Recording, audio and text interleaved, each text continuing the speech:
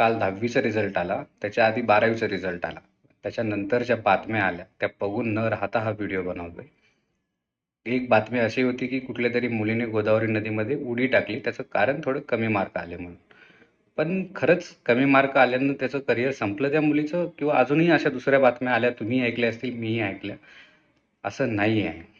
मुलं डिप्रेसमध्ये जात आहेत, त्याचं कारण एकमेव आहे, त्याचे आई वडील आणि त्याच्या आजूबाजूचा परिवार, समाज, सगळे काही आहे. रिझल्ट लागल्यानंतर आपण सगळे त्याच्या स्क्रीनशॉट घेऊन त्यांना कॉंग्रॅच्युलेशन करतोय खरं, पण खरंच त्या कॉंग्रॅच्युलेशनची त्यांना गरज आहे?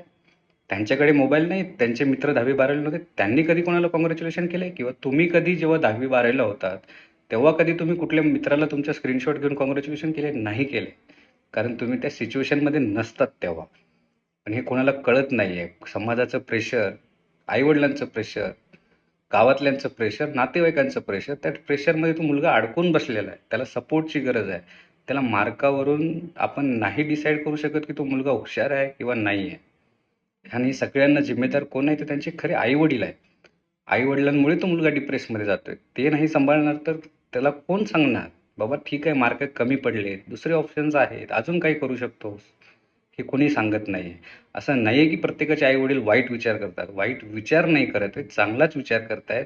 पण तो तुमचा चांगला विचार फक्त समाजाला खुश करण्यासाठी आहे, तुमच्या मुलाला खुश करण्यासाठी नाही. तुमची समाज अशी आहे, तुमची समज अशी झाली आहे की आपल्या मुलाला आपण इमोशनली ब्लॅकमेल करून त्याला डॉक्टर बनवू, त्याला इंजिनियर बनवू, तर मुलाला काय बनायचंय हे कोणी विचार करत नाहीये. तुम्ही स्क्रीनशॉट घेऊन टाकताय, पण तो तुमच्या स्क्रीनशॉटने खुश होत नाहीये. तुम्हाला थँक्यू बोलतोय, पण खुशीने नाही म्हणत आहे. तुम्ही त्याला दाखवताय, झटवताय, 4 लोकांना अजून सांगताय ह्याला किती मार्क पडलेत. हे जरा आपण बंद केलं पाहिजे. आणि सगळ्यांना जिम्मेदार आई वडील आहेत. मी म्हणत नाही आई वडील वाईट आहेत, पण तुम्ही जर समजून नाही घेतलं तर बाकीचे तर फक्त मजा घ्यायला बसले. तो तुम्ही कधी समजवणार त्याला?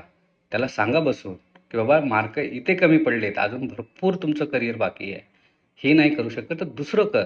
पण हे त्याला आज समजून सांगायला कोणी बसलं नाहीये. त्याची फक्त स्टेटस लावून दुनियाला दाखवतात की त्याला कमी मार्क पडलेत. अहो, ज्यांना चांगले पडलेत ते तर असे पण खुश फिरतायत. डिप्रेसमध्ये कोण आहे? तर कमी पडलेली मुलं आहेत, ज्यांना 60, 70, 75% पडूनही त्याला वाटतं की कमी पडलो आपण कुठेतरी, आणि तसे निर्णय घेत आहेत ते. आणि हे निर्णय घेण्याला एकमेव जबाबदार त्याचे आई वडील आणि त्याच्या जवळचे खरे म्हणून नातेवाईक आहेत. हे आपल्या समाजात वाढलेली कीड झालेली आहे की मुलांना त्यांच्या जवळ असून सुद्धा आपण त्याला सांत्वन नाही देऊ शकत. आणि त्याचं एकमेव कारण आहे, त्या मुलाला त्या टाईमला आपण व्यवस्थित मार्गदर्शन नाही करत, त्याच्यात काय टॅलेंट आहे हे दाखवून नाही देत.